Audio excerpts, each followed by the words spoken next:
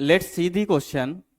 A particle performs simple harmonic motion with a period t and amplitude a. The mean velocity of the particle over the time interval during which it travels a distance of a by 2 from the extreme position. देखो question में क्या बोला जा रहा है, हमें average velocity बतानी है। एवरेज वेलोसिटी हमें किसकी बतानी है? अगर कोई पार्टिकल हमारा क्या कर रहा है, परफॉर्म कर रहा है सिंपल हार्मोनिक मोशन और टाइम पीरियड टी है, किस टाइम इंटरवल के बीच हमें एवरेज वेलोसिटी बतानी है? हमें एवरेज वेलोसिटी बतानी है जब वो एक्सट्रीम पोजीशन से कहां पे आ जाता है, ए बाई टू पर डिस्टेंस कवर करता है टुवर्ड्स द मीन पोजीशन। अगर एक्सट्रीम पोजीशन से मीन पोजीशन की तरफ आ रहा है तो एक्सट्रीम से ए बाई टू डिस्टेंस कवर करने में जितना टाइम इंटरवल लग रहा है, उस टाइम इंटरवल में हमें क्या बताना है? उस पार्टिकल की एवरेज वेलोसिटी बतानी है। हमें यहाँ पे आपको पॉइंट भी नोटेड कि इंस्टेंटेनियस वेलोसिटी नहीं बतानी है, हमें उस पर्टिकुलर टाइम इंटरवल में एवरेज वेलोसिटी बतानी है। तो अगर हमें एवरेज वेलोसिटी बतानी है तो जो कंसेप्ट यूज करेंगे, कंसेप्ट किसका यूज करेंगे? Average velocity. एवरेज वेलोसिटी का कंसेप्ट हम यूज करेंगे और एवरेज वेलोसिटी हमारी क्या होती है?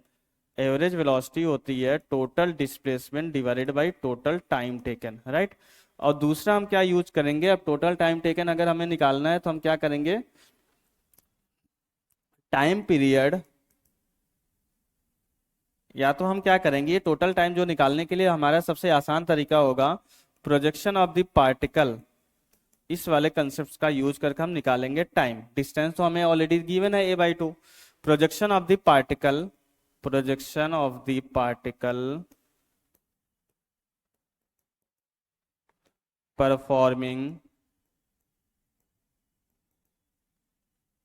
performing uniform circular motion on the diameter of the circle, diameter of the circle, right, diameter of the circle. अब देखो यहां पे अगर हमें एवरेज वेलोसिटी बतानी है तो एवरेज वेलोसिटी के लिए तो हमारा क्या हो जाएगा क्वेश्चन, हम थोड़ा सा यूनिफॉर्म सर्कुलर मोशन का कंसेप्ट हम यूज कर रहे हैं, तो पहले तो हम सर्कल बना लेते हैं यहाँ पे।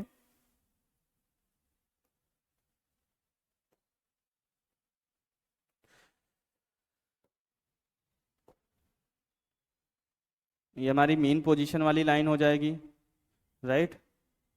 ये हमारी एम्पलीट्यूड वाली लाइन, जिस ये डायमीटर हो जाएगा जिसपे हम यहाँ पे प्रोजेक्शन लेना चाह रहे हैं।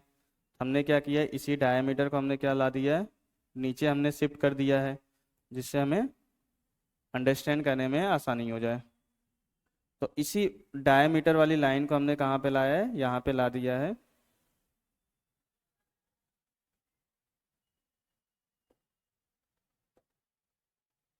राइट। अब देखो ये तो मीन पोजीशन वाली लाइन हो गई है, ये मीन पोजीशन हो गया हमारा, राइट। और ये एक्सट्रीम पोजीशन, मतलब पार्टिकल यहां से स्टार्ट कर रहा है एक्सट्रीम पोजीशन से।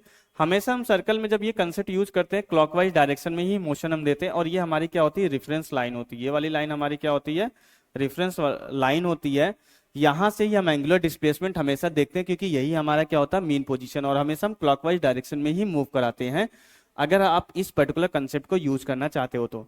मीन पोजीशन से अगर हम जो है यहाँ पे आना है, मीन पोजीशन से हमें कहाँ पे आना है, यहाँ पे आना है, और ये डिस्टेंस हमारी कितनी होगी, a बाई टू के बराबर होगी। इट मीन्स हमारा पार्टिकल कहाँ तक घूम के आया है, मीन पोजीशन से पार्टिकल हमारा यहाँ तक आया है, इस पर्टिकुलर लाइन तक आया है। इट मीन्स हमें अगर हम यहाँ पे देखें तो पार्टिकल एक्चुअल में आया है कहाँ से कहाँ तक है, इस पर्टिकुलर डिस्टेंस तक आया है, right.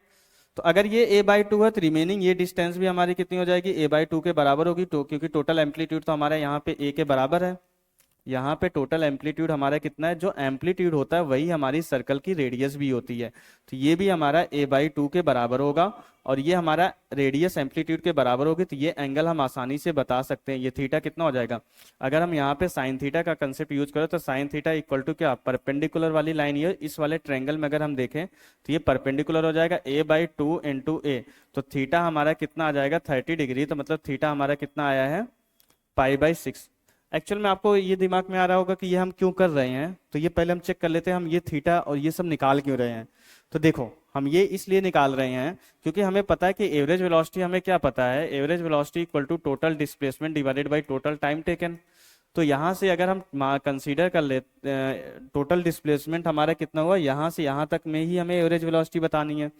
From the extreme position to mean position की डिस्प्लेसमेंट कितना हुआ है, a/2 के बराबर हुआ है। तो यहाँ से तो डिस्प्लेसमेंट हमें पता है, बट अगर टाइम t कंसीडर करें तो ये टाइम हमें नहीं पता है। ये टाइम निकालने के लिए ही हम यहाँ पे इस पर्टिकुलर कंसेप्ट का यूज कर रहे हैं। अगर ये हमें एक बार एंगुलर डिस्प्लेसमेंट पता चल जाए कि यहाँ से यहाँ तक आने में सर्कल में कितना एंगल घूमा है, तो theta equal to omega T करके हम आसानी से टाइम निकाल सकते हैं, क्योंकि हमें ओमेगा की वैल्यू निकाल सकते हैं क्योंकि हमें टाइम पीरियड पता है टी के बराबर, राइट। इसलिए हम पहले ये एंगल निकाले जो कि π/6 है, और ये टोटल कितना है एंगल 90 डिग्री है। तो हमें ये आइडिया लग जाता है कि ये जो रिमेनिंग एंगल ये है, अगर ये कितना है π/6 है, तो ये एंगल हमारा कितना हो जाएगा, π/3 के बराबर हो गया है। जो हमारा एंगुलर डिस्प्लेसमेंट, इसको हम फाई से डिनोट कर देते हैं। इसको इनिशियल फेज एंगल मत समझना आप, हमने जस्ट या तो हम अल्फा से डिनोट कर देते हैं।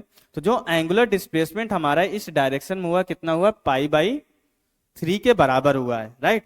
तो एंगुलर डिस्प्लेसमेंट अगर हमें पता है कि π/3 के बराबर हुआ है, इसको एक्सप्रेशन 1 कंसीडर कर लेते हैं। तो अल्फा इक्वल टू हमारा एंगुलर डिस्प्लेसमेंट π/3 है, और इसको हम एंगुलर डिस्प्लेसमेंट को क्या लिख सकते हैं, angular velocity into time taken, और यही टाइम हमें निकालना है। और हम यहां से इसको क्या लिख सकते हैं, 2π divided by capital T into T equal to π/3 आ जाएगा। तो टी हमारा कितना हो जाएगा, यहाँ पे पाई से कैंसिल हो जाएगा, तो टी डिवाइडेड बाई 6 के बराबर आ जाएगा। अगर आपको वैसे भी याद हो कि यहां से a/2 तक जाने में t/12 का टाइम लगता है, और यहां से a/2 तक जाने में t/6, या एक्सट्रीम से a/2 तक आने में t/6 टाइम लगता है। अगर आपको पहले से याद है तो आप डायरेक्ट क्वेश्चन को प्रोसीड कर सकते हैं और डायरेक्ट टाइम की वैल्यू t/6 लिख सकते हैं। अगर नहीं याद है तो आपको एस मेथड का यूज करके जो है एंगुलर डिस्प्लेसमेंट का कंसेप्ट यूज करके टाइम को t/6 निकालना पड़ेगा। अब इस टाइम की वैल्यू अगर हम यहाँ पे ले जाकर के इस एक्सप्रेशन में रख दें, तो हमारा एवरेज वेलोसिटी हमारा कितना आने लगेगा, a divided by 2 into t/6। ये 3 से कैंसिल और 3 ऊपर चला जाएगा, तो एवरेज वेलोसिटी हमारी कितनी आ जाएगी, 3a डिवाइडेड बाई t के बराबर। अब अगर हम यहाँ पे सारे के सारे ऑप्शंस को चेक करें, हमारा यही क्या आ जाता है, यही हमारा फाइनल आंसर आ जाता है, राइट। तो अगर हम यहाँ पे सारे ऑप्शंस को चेक करें तो जो सी ऑप्शन है ये हमारा मैच कर रहा है, तो C option will be the correct option for this particular question.